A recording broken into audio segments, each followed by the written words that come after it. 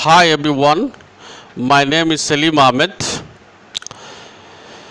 मैं इस वीडियो के अंदर लेकर आया हूँ बोर्ड एग्ज़ाम्स में पूछे जाने वाले बहुत सारे महत्वपूर्ण और वेरी इंपॉर्टेंट क्वेश्चंस और उनके आंसर्स।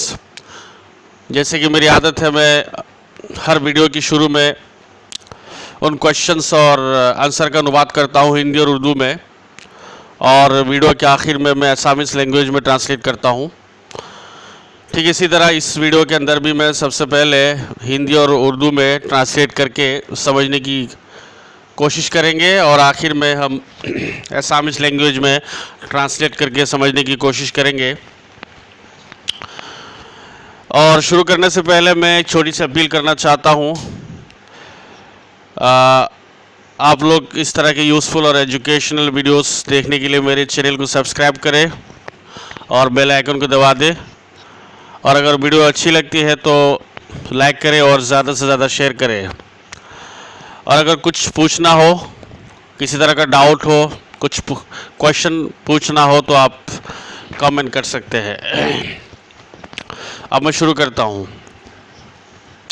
यहाँ पर क्वेश्चन है, सबसे पहला क्वेश्चन यहाँ पर लिखा हुआ है, क्वेश्चन नंबर 4।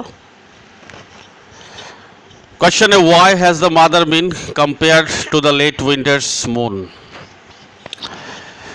इस क्वेश्चन के अंदर कोई ऐसा डिफ़िकल्ट वर्ड नहीं है, फिर भी मैं बता देता हूँ। एक वर्ड है कंपेयर। कंपेयर का मतलब होता है मुआवजा करना, हिंदी में तुलना करना, किसी के साथ कंपेयर करना। और उसके बाद एक वर्ड है the late winter's moon. Late winter's moon, देर से निकलने वाला सर्दी का चांद। लेट मीन्स देर से, विंटर मीन्स सर्दी का मौसम, मून चांद। तो सर्दी के मौसम में देर से निकलने वाला चांद या देर से निकलने वाला सर्दियों का चांद। अब मैं इस पूरे क्वेश्चन का अनुवाद करता हूँ। Why has the mother been compared to the late winter's moon? माँ को, माँ का, कवि की माँ का तुलना या मुआवजा सर्दियों के चांद से क्यों किया गया है। कवि की माँ का तुलना या मुआवजा सर्दियों के चांद, मतलब सर्दी में देर से निकलने वाले चांद से क्यों किया गया है। यह है क्वेश्चन का अनुवाद। अब मैं आंसर पढ़ता हूँ पहले और उसके बाद इसका अनुवाद करता हूँ। आंसर है, the poet's mother's face is pale like ash. It has lost all the brightness and power like the moon of the late winter, so she has been compared to the moon। Answer का सबसे पहला sentence है, the poet's mother's face is pale like ash. इस sentence के अंदर word आया है पेल। पेल का मतलब पीला, पीले रंग का। लाइक ऐश, ऐश का मीन्स है राख। राख, लकड़ी जलाने के बाद या जैसे लकड़ी जलाने के बाद जो चीज़ें बचती है, जैसे कोयला, कोयले की राख होती है, उसको कहते हैं ऐश कहते हैं इंग्लिश में। हिंदी में, उर्दू में राख कहते हैं। भस्म भी कह सकते हैं हम, लकड़ी का भस्म। तो सेंटेंस का अनुवाद होगा, the poet's mother's face is pale like ash. कवि की माँ का चेहरा, शायर की माँ का चेहरा पीला है, लाइक ऐश, राख की तरह पीला है। तो कवि की माँ का चेहरा राख की तरह पीला है। उसके बाद next sentence, it has lost all the brightness and power like the moon of the late winter. It has lost, इसने खो दिया है। कवि के माँ के चेहरे ने खो दिया है। चेहरे ने खो दिया है। क्या खो दिया है? All the brightness. All the brightness, brightness का मतलब चमक दमक, एंड पावर, पावर का मतलब ताकत, like the moon of the late winter. तो चेहरे ने खो दिया है तमाम तरह की चमक खो चुका है एंड पावर और ताकत खो चुका है। Like the moon of the late winter, देर से निकलने वाले सर्दियों के चांद की तरह, देर से निकलने वाले सर्दियों के चांद की तरह कवि की माँ का चेहरा खो चुकी है, चमक और ताकत खो चुकी है। उसके बाद नेक्स्ट लास्ट सेंटेंस है, so she has been compared to the moon. चुनांचे कवि की माँ के चेहरे का मुआवजा किया गया है, तुलना किया गया है चाँद से। So she has been compare to the moon. चुनांचे कवि की माँ के चेहरे का तुलना या मुआवजा किया गया है चाँद के साथ, टू द मून। हो गया यहाँ तक। सबसे पहला जो क्वेश्चन है उस क्वेश्चन और उसके आंसर का अनुवाद हो चुका है। अब मैं नेक्स्ट क्वेश्चन की तरफ चलता हूँ। नेक्स्ट क्वेश्चन यहाँ पर लिखा हुआ है, question number 5, what do the parting words of the poet and her smile signify. इस क्वेश्चन के अंदर वर्ड है पार्टिंग वर्ड्स। पार्टिंग वर्ड्स का मतलब जुदाई शब्द, विदाई शब्द, जुदाई अल्फाज। जुदा होने के वक्त जो मुंह से अल्फाज निकलते हैं उनको इंग्लिश में पार्टिंग वर्ड्स कहते हैं। हिंदी में हम या उर्दू में जुदाई अल्फाज या शब्द कह सकते हैं। And her smile signify, smile मुस्कुराहट, मुस्कुराना। सिग्निफाई का मतलब दर्शाना, तात्पर्य रखना। अब इस क्वेश्चन का अनुवाद होगा, what do the parting words of the poet. कवि के जो पार्टिंग वर्ड्स है, कवि के जो जुदाई शब्द अल्फाज है और कवि की जो मुस्कुराहट है, तो कवि के जुदाई अल्फाज और मुस्कुराहट की चीज़ को दर्शाते हैं या की चीज़ की तरफ इशारा करते हैं। What do the parting words of the poet and her smile signify? कवि के जुदाई अल्फाज और कवि की मुस्कुराहट की चीज़ की तरफ इशारा करते हैं या किस चीज़ को दर्शाते हैं। क्वेश्चन का अनुवाद हो चुका है। अब आंसर पढ़ता हूँ फिर ट्रांसलेट करता हूँ।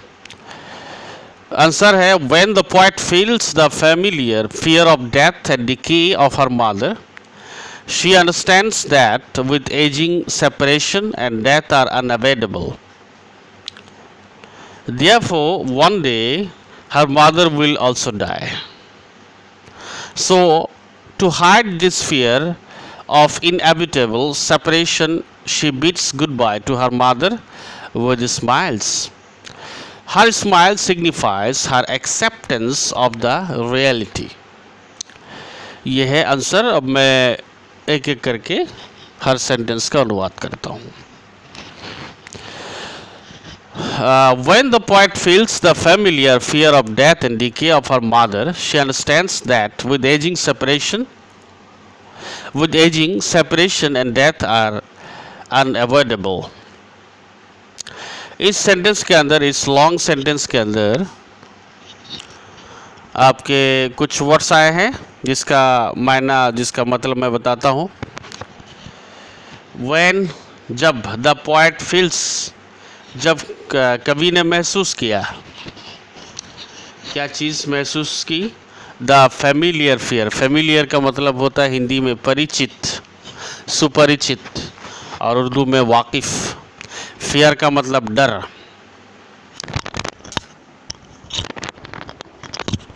उसके बाद ऑफ डेथ मीन्स मौत, एंड डिके, डिके मीन्स खस्ता हाल होना, बुरा हाल होना।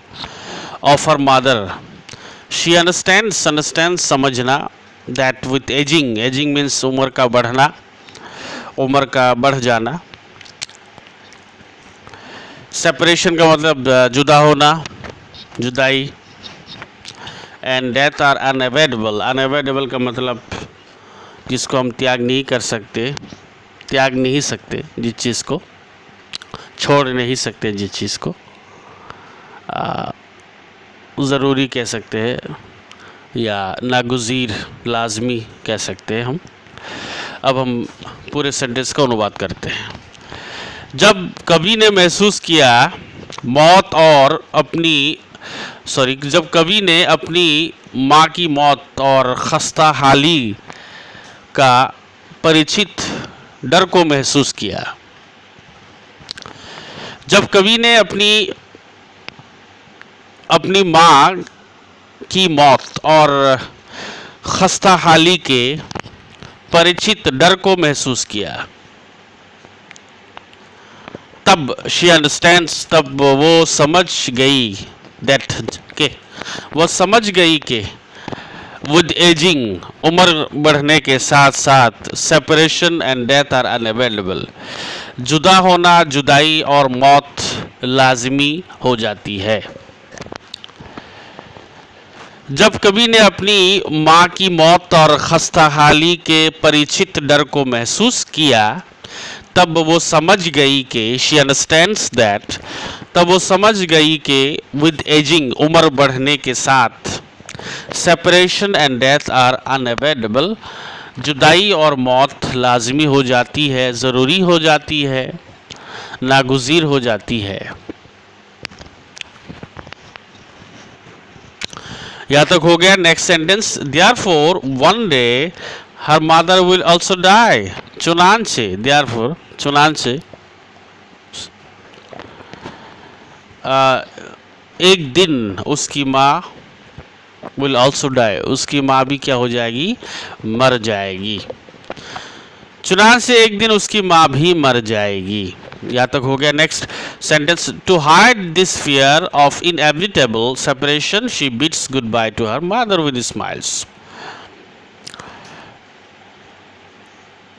To hide this fear of inevitable separation, इस सेंटेंस के अंदर एक वर्ड आया है हाइड। हाइड का मतलब छुपाना, उसके बाद इनएविटेबल, इनएविटेबल का मतलब हिंदी में अपरिहार्य, मतलब ज़रूरी, आवश्यकीय, ज़रूरी, लाजमी, नागुज़ीर।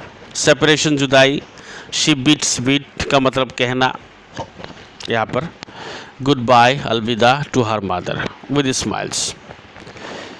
To hide this fear of inevitable separation, इस लाजमी जुदाई के इस डर को छुपाने के लिए, टू हाइड छुपाने के लिए, दिस फियर इस डर को छुपाने के लिए, किस चीज़ का डर, ऑफ इनएविटेबल सेपरेशन,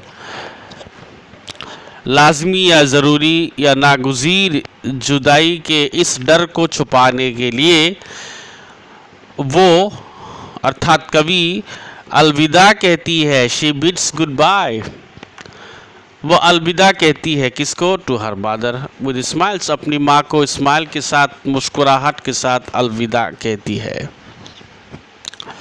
फिर से कहता हूँ, फिर से ट्रांसलेट करता हूँ।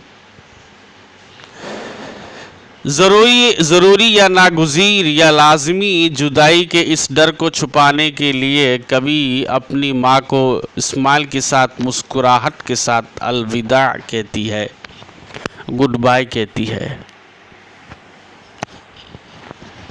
या तो हो गया इस आंसर का last sentence, her smile signifies her acceptance of the reality. इस सेंटेंस के अंदर सिग्निफाई का मतलब पहले बता चुका हूँ, दर्शाना या फिर इशारा करना। एक्सेप्टेंस का मतलब होता है स्वीकृति, स्वीकार, ग्रहण। ऑफ द रियलिटी, रियलिटी का मतलब असलियत, हकीकत, वास्तविकता। हर स्माइल सिग्निफाइज, उनकी मुस्कुराहट, कवि की मुस्कुराहट दर्शाती है, इशारा करती है कि चीज़ की तरफ, हर एक्सेप्टेंस, उनकी स्वीकृति की तरफ।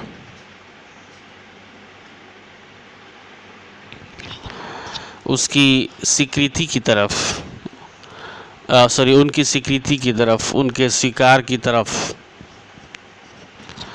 किस चीज़ का स्वीकार ऑफ द रियलिटी, वास्तविकता, वास्तविकता या हकीकत या असलियत के स्वीकार, असलियत की स्वीकृति को दर्शाती है। Her smile signifies her acceptance of the reality. उनकी मुस्कुराहट वास्तविकता या हकीकत या असलियत की जो उनकी स्वीकृति है उस स्वीकृति को दर्शाती है या उस स्वीकृति की तरफ इशारा, उनकी उस स्वीकृति की तरफ इशारा करती है। यहाँ तक हो गया।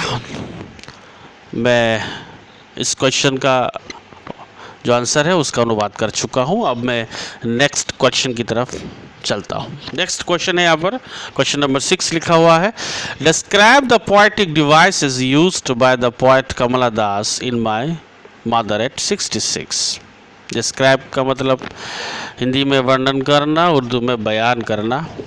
पोएटिक डिवाइस काव्यिक उपकरण, पोएटिक का मतलब काव्यिक कविता से रिलेटेड, डिवाइसेस का यहाँ डिवाइस का मतलब उपकरण, हिंदी में और उर्दू में आला, आलात, आलात। Describe the poetic device used by the poet Kamala Das in My Mother at 66। Kavita My Mother at 66 में कवि कमला दास द्वारा यूज़ किया गया या इस्तेमाल किए गए काव्यिक उपकरण को वर्णन कीजिए। डिस्क्राइब वर्णन कीजिए, बयान कीजिए the poetic device, poetic device को, काव्यिक उपकरण को,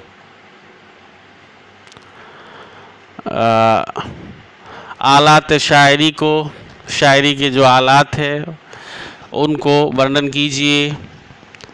यूज्ड जो आलात इस्तेमाल किए गए हैं, जो पोएटिक डिवाइसेस जो काव्यिक उपकरण इस्तेमाल किए गए हैं बाय द पोएट कमला दास, कवि कमला दास के द्वारा, कमला दास के ज़रिए इन माय मदर एट 66।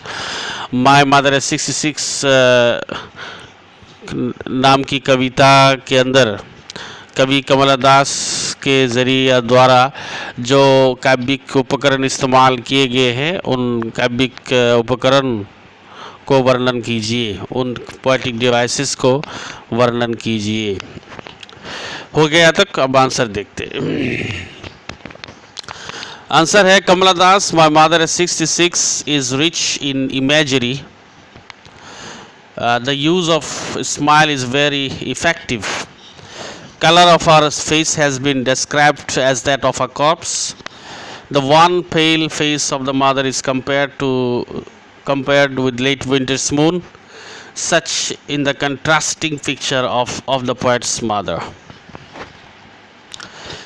इस आंसर का जो पहला सेंटेंस है उस पहले सेंटेंस के अंदर वर्ड आया है रिच। रिच का मतलब हम जानते हैं मालदार, मालामाल, हम यहाँ करेंगे मालामाल। इन इमेजरी, इमेजरी का मतलब तस्वीर कशी या फिर कल्पना, इमेजरी कल्पना कशी, तस्वीर कशी, कल्पना कशी, तस्वीर खींचना मतलब कल्पना करना।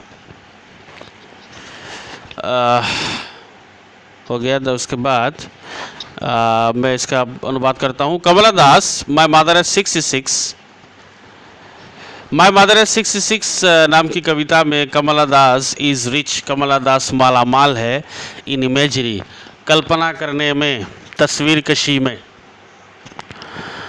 माय मदर एट 66 नाम की कविता के अंदर कवि कमला दास कल्पना करने में या फिर तस्वीर कशी में मालामाल है। नेक्स्ट सेंटेंस है the use of smile is very effective. Smile का इस्तेमाल बहुत ज़्यादा मुअस्सिर है, प्रभावशाली है, प्रभावी है। The use of smile, smile का इस्तेमाल कविता के अंदर इज़ वेरी इफेक्टिव। इफेक्टिव का मतलब हिंदी में प्रभावी, प्रभावशाली और उर्दू में मुअस्सिर। अनुवाद होगा सेंटेंस का। स्माइल का इस्तेमाल इस कविता के अंदर बहुत ज़्यादा प्रभावशाली, प्रभावी या फिर मुअस्सिर है। नेक्स्ट सेंटेंस देखते हैं। Colour of her face has been described as that of a corpse. उनके चेहरे का कलर, रंग, कलर ऑफ हर फेस, उनके चेहरे का कलर, अर्थात कवि की माँ के चेहरे का कलर, रंग, हैज़ बीन डिस्क्राइब्ड, वर्णन किया गया है, as that of a corpse, मृत शरीर के चेहरे के तौर पर या चेहरे की तरह, as that of a corpse, as that, that का मतलब यहाँ पर the face, as the face of a corpse, corpse का मतलब द डेड बॉडी, मृत शरीर, लाश, मुर्दा। मृत शरीर, किसी मृत शरीर के चेहरे के तौर पर वर्णन किया गया है। कवि की माँ के चेहरे के रंग को किसी मृत शरीर के चेहरे के तौर पर वर्णन किया गया है। हो गया तक। Next sentence, the wan pale face of the mother is compared with late winter's moon. Wan का मतलब बीमार, सुस्त, थका हुआ। पेल का पीला, face of the mother is compared with late winter's moon. थका हारा, थका हुआ, बीमार और पीला चेहरा ऑफ द मदर, माँ के थका हुआ और पीला चेहरे को इस compared with late winter's moon, सर्दी के मौसम में देर से निकलने वाले चांद से कंपेयर किया गया है, तुलना या मुआवजा किया गया है। कवि की माँ के थका हुआ और पीले चेहरे का तुलना या मुआवजा किया गया है देर से निकलने वाले सर्दियों के चांद के साथ। यहाँ तक हो गया। Next sentence, last sentence, such in the contrasting picture of the poets mother. Contrasting picture का मतलब होता है उल्टी तस्वीर, उलट तस्वीर, मुख्तलिफ तस्वीर, खिलाफ तस्वीर या बरक्स तस्वीर। पिक्चर, तस्वीर, मंजर ऑफ द पोएट्स मदर। सच का मतलब इसी तरह कवि की माँ की उलट तस्वीर में पोएटिक डिवाइसेस का इस्तेमाल किया गया है। सच, इसी तरह पोएटिक डिवाइस का इस्तेमाल किया गया है। अपनी तौर से यहाँ पे हम अनुवाद करेंगे। इसी तरह, सच, इसी तरह पोएटिक डिवाइस का इस्तेमाल किया गया है। कहाँ? इन द कंट्रास्टिंग पिक्चर, उलट तस्वीर के अंदर। कंट्रास्टिंग पिक्चर, उलट तस्वीर, उलट मंजर के अंदर ऑफ द पोएट्स मदर, कवि की माँ के उलट मंजर के अंदर या कवि की माँ की उलट तस्वीर के अंदर इसी तरह पोएटिक डिवाइसेस का इस्तेमाल किया गया है कवि कमला दास के ज़रिए से। यहाँ तक हो गया। अब नेक्स्ट चलता हूँ। नेक्स्ट कुछ एडिशनल क्वेश्चंस और आंसर्स है, उनका अनुवाद करता हूँ। सबसे पहला क्वेश्चन है एडिशनल क्वेश्चंस में। Question number 1, where was the poet driving to. कवि किस तरफ ड्राइव करके जा रहे थे। Where was the poet driving to, कवि किस तरफ गाड़ी चलाते हुए जा रहे थे। आंसर है the poet was driving to the Cochin airport. कवि कोचीन एयरपोर्ट की तरफ गाड़ी चलाते हुए जा रहे थे, गाड़ी चला के जा रहे थे। Question number 2, additional question 2, what did she notice while her mother sat beside her. कवि ने क्या देखा था। व्हाट डिड शी नोटिस, उन्होंने क्या देखा था या कवि ने क्या देखा था। व्हाइल हर मदर सैट, जब कवि की माँ बैठी हुई थी, बिसाइड हर, कवि के पास। जब कवि की माँ कवि के पास नज़दीक, कवि की नज़दीक बैठी हुई थी तो कवि ने क्या देखा था। आंसर है she noticed that her mother was dosing with her mouth open. कवि ने देखा था, शी नोटिस्ड दैट, उन्होंने देखा था, कवि ने देखा था, हर मदर वॉज डोजिंग, उनकी माँ हल्की नींद ले रही है, हर मदर वॉज डोजिंग, उनकी माँ हल्की नींद ले रही है, विद हर माउथ ओपन, और साथ ही उनका मुंह खुला हुआ है, विद हर माउथ ओपन, उनका मुंह खुला हुआ है। कवि ने देखा था कि उनकी माँ हल्की नींद ले रही है और उसके साथ उनका मुंह खुला हुआ है। हिंदी में मैं और उर्दू में मैं ट्रांसलेट कर चुका हूँ इन 5 क्वेश्चंस और उनके आंसर्स का। मुझे उम्मीद है आप लोगों को ट्रांसलेशन समझ में आया होगा। तो मैं हिंदी और उर्दू में ट्रांसलेशन सुनने वालों से कहना चाहूँगा कि आप लोग इस तरह के एजुकेशनल और यूज़फुल वीडियोस के लिए मेरे चैनल को सब्सक्राइब करें और बेल आइकन को दबा दें। वीडियो अच्छी लगी हो तो लाइक करें और ज़्यादा से ज़्यादा शेयर करें। तो आप लोगों को कहना चाहूँगा thank you so much for watching my video. अब मैं एसामिस में ट्रांसलेशन चाहने वालों के लिए ट्रांसलेट करना चाहूँगा। सबसे पहले क्वेश्चन नंबर 4। तो प्रथमे क्वेश्चन नंबर 4 আছে ইয়াত। क्वेश्चन नंबर 4 লিখা আছে why has the mother been compared to the late winter's moon? কবিৰ মাকৰ তুলনা শীতকালত পলমকৈ আবিৰ্ভাৱ হোৱা চন্দ্ৰৰ সৈতে কিয় কৰা হৈছে? Why has the mother been compared to the late winter's moon? Late winter's মুনৰ অৰ্থ হৈছে শীতকালত পলমকৈ বা দেৰিকৈ আবিৰ্ভাৱ হোৱা চন্দ্ৰ। কম্পেয়াৰ মিনছ হৈছে তুলনা কৰা। তো শীতকালত পলমকৈ আবিৰ্ভাৱ হোৱা চন্দ্ৰৰ সৈতে কবিৰ মাকক কিয় তুলনা কৰা হৈছে? উত্তৰ হৈছে আনসাৰ হৈছে the poet's mother's face is pale like ash. আনসাৰৰ প্ৰথমটো সেন্টেন্সৰ অনুবাদ কৰি আছো। The poet's mother's face is pale like ash. Pale means হৈছে হালধীয়া ৰঙৰ, এছ মিনছ হৈছে তোমাৰ চাহ বৰণীয়া। কবিৰ মাকৰ মুখখন হালধীয়া ৰঙৰ চাহৰ নিচিনা, লাইক এছ চাহৰ নিচিনা হালধীয়া ৰঙৰ। The poet's mother's face is pale like ash. কবিৰ মাকৰ মুখখন চাহৰ নিচিনা হালধীয়া ৰঙৰ। It has lost all the brightness and power like the moon of the late winter. It has lost. কবিৰ মাকৰ মুখখনে বা ফেচখনে হেৰুৱাইছে, লষ্ট হেৰুৱাইছে, হেজ লষ্ট হেৰুৱাইছে, কি হেৰুৱাইছে? অল দ্য ব্ৰাইটনেছ, সকলো ধৰণৰ ব্ৰাইটনেছ উজ্জ্বলতা, সকলো ধৰণৰ উজ্জ্বলতা হেৰুৱাইছে। এণ্ড পাৱাৰ আৰু শক্তি হেৰুৱাইছে like the moon of the late winter, শীতকালত পলমকৈ আবিৰ্ভাৱ হোৱা চন্দ্ৰৰ নিচিনা। Like the moon of the late winter, শীতকালত পলমকৈ আবিৰ্ভাৱ হোৱা চন্দ্ৰৰ নিচিনা কবিৰ মাকৰ মুখখনে সকলো ধৰণৰ ব্ৰাইটনেছ উজ্জ্বলতা আৰু শক্তি হেৰুৱাইছে। গতিকে she has been compared to the moon, গতিকে তাইৰ তুলনা চন্দ্ৰৰ সৈতে কৰা হৈছে। হৈ গ'ল। এতিয়া নেক্সট কুৱেশ্যন নম্বৰ 5 ইয়াত।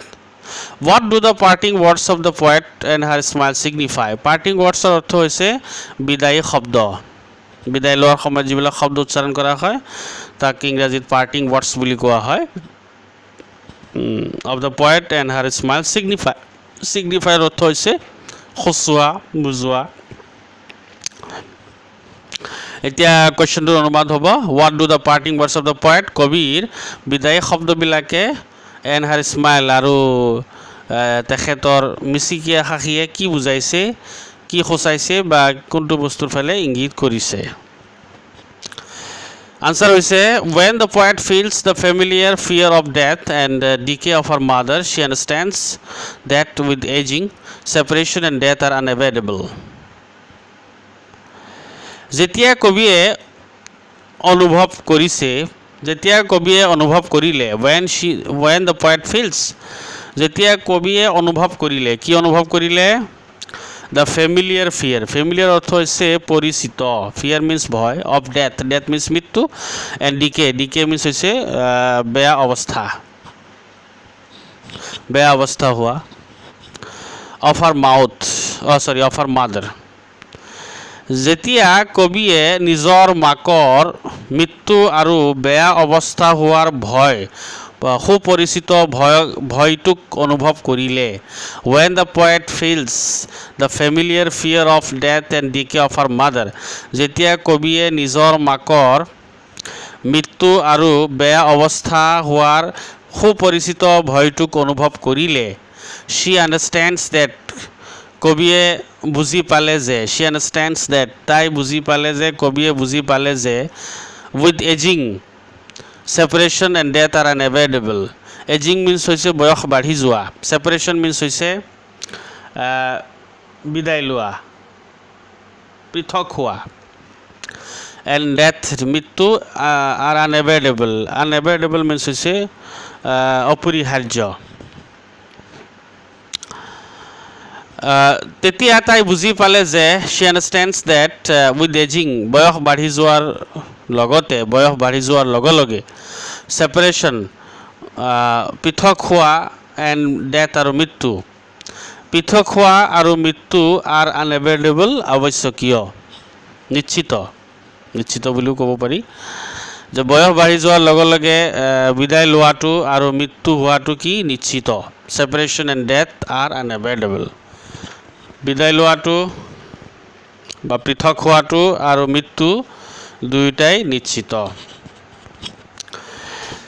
therefore গতিকে one day her mother will also die গতিকে এদিনাখন তাইৰ মাও কি হৈ যাব মৃত্যুবৰণ কৰিব her mother will also die গতিকে এদিনাখন কবিৰ মায়ো কি হ'ব মৃত্যুবৰণ কৰিব To hide this fear of inevitable separation, she bids goodbye to her mother with smiles.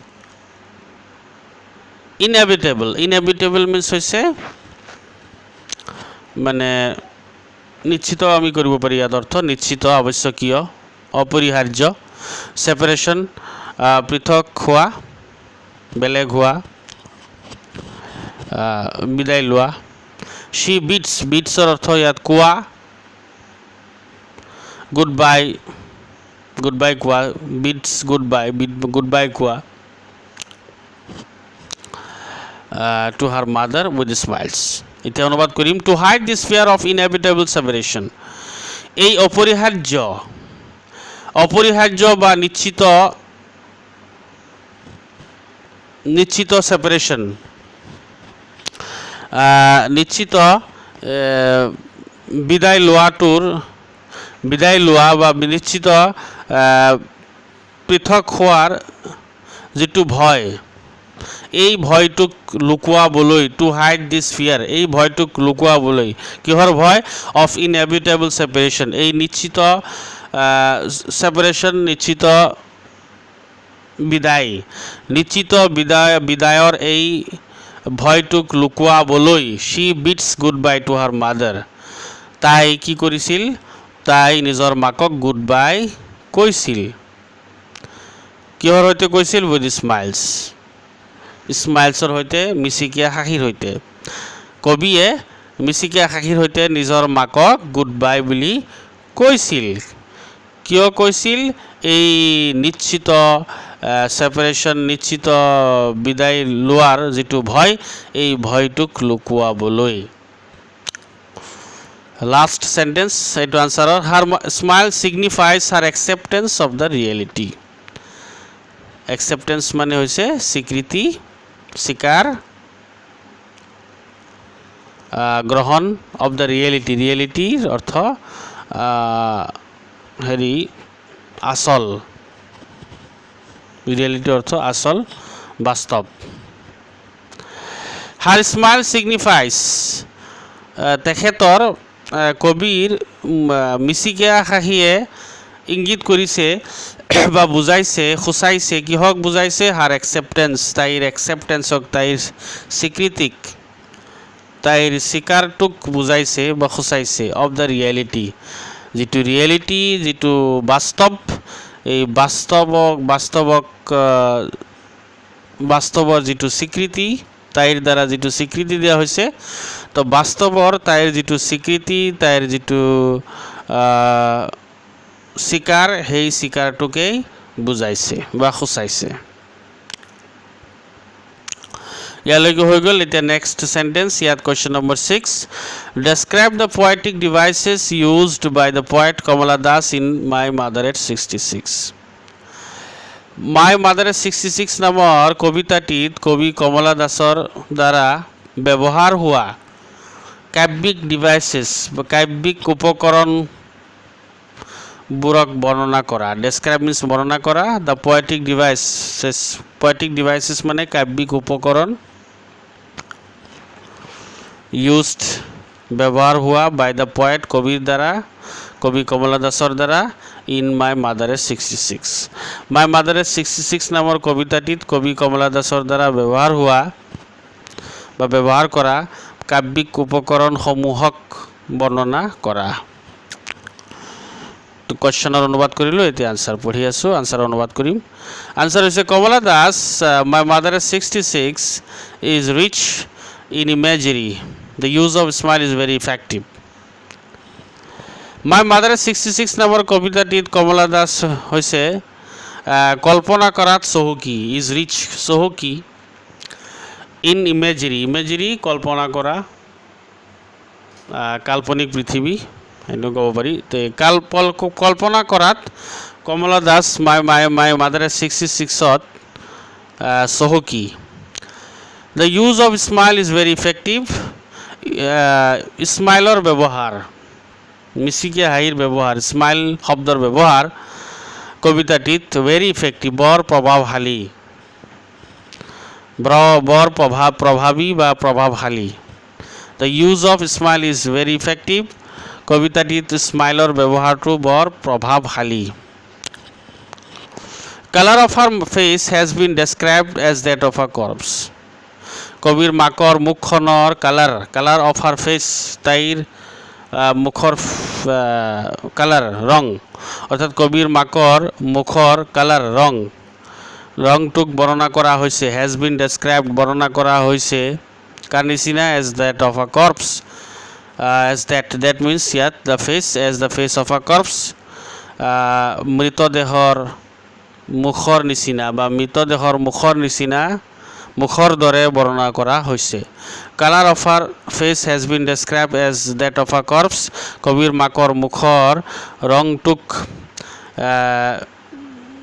এটি মৃতদেহৰ মুখৰ দৰে বৰ্ণনা কৰা হৈছে next the wan pale face of the mother is compared with late winter's moon wan means হৈছে অসুস্থ ভাগৰুৱা পেল মিন্স হৈছে হালধীয়া ৰঙৰ ফেস অফ দ্য মাদাৰ তো কবিৰ মাকৰ অসুস্থ বা হালধীয়া ৰঙৰ মুখখনক তুলনা কৰা হৈছে the wan pale face of the mother কবিৰ মাকৰ অসুস্থ বা ভাগৰুৱা আৰু হালধীয়া ৰঙৰ মুখখনৰ তুলনা কৰা হৈছে উইথ লেট উইণ্টাৰ্ছ মুন শীতকালত পলমকৈ আবিৰ্ভাৱ হোৱা চন্দ্ৰৰ লগত তুলনা কৰা হৈছে such in the contrasting picture of the poet's mother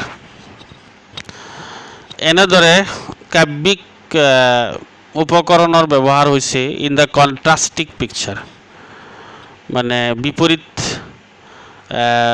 পিকচাৰত বিপৰীত চিত্ৰত অফ দ্য পয়েটছ মাদাৰ কবিৰ মাকৰ যিটো বিপৰীত চিত্ৰ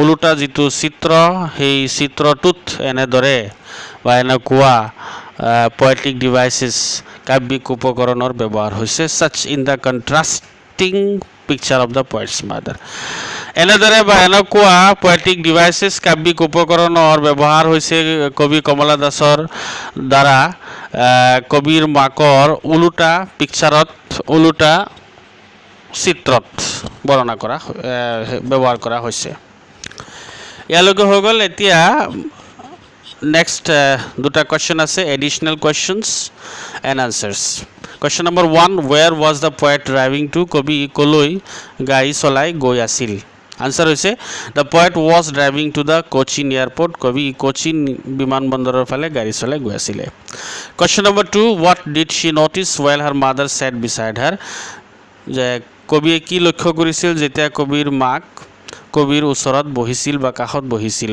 what did she notice notice means লক্ষ্য কৰা প্ৰত্যক্ষ কৰা দেখা ৱাইল মিন্স যেতিয়া হাৰ মাদাৰ ছেট কবিৰ মাক বহিছিল বিছাইড মিন্স হৈছে কাষত ওচৰত যেতিয়া কবিৰ মাক কবিৰ ওচৰত বা কাষত বহিছিল তেতিয়া কবিয়ে কি লক্ষ্য কৰিছিল আনসাৰ হৈছে শ্বি নটিছড দ্যাট তাই লক্ষ্য কৰিছিল যে her mother was dozing with her mouth open কবিৰ মাক কি কৰি আছে পাতল টোপনি মাৰি আছে মানে চিলমিলীয়া টোপনি মাৰি আছে উইথ হাৰ মাউথ অপেন আৰু লগতে তাইৰ মুখখন কি আছিলে মেল খাই আছিলে She noticed that কবিয়ে লক্ষ্য কৰিছিল যে হাৰ মাদাৰ ৱাজ ডজিং তাইৰ মা কি কৰি আছে পাতল টোপনি মাৰি আছে চিলমিলীয়া টোপনি মাৰি আছে উইথ হাৰ মাউথ অপেন আৰু লগতে তাইৰ মুখখন কবিৰ মাকৰ মুখখন কি হৈ আছে মেল খাই আছে তো ইয়ালৈকে মই অনুবাদ কৰিলোঁ অসমীয়াত প্ৰথমে হিন্দী আৰু উৰ্দুত কৰিলোঁ আৰু শেষত মই অসমীয়াত অনুবাদ কৰিলোঁ তোমালোকে নিশ্চয় বুজি পাইছা अब मैं कहना चाहता हूँ सभी स्टूडेंट्स से कि अगर वीडियो अच्छी लगी हो तो लाइक करें और ज़्यादा से ज़्यादा शेयर करें और इस तरह के एजुकेशनल और यूज़फुल वीडियोस देखने के लिए मेरे चैनल को सब्सक्राइब करें और बेल आइकन को दबा दें thank you so much for watching this video have a nice time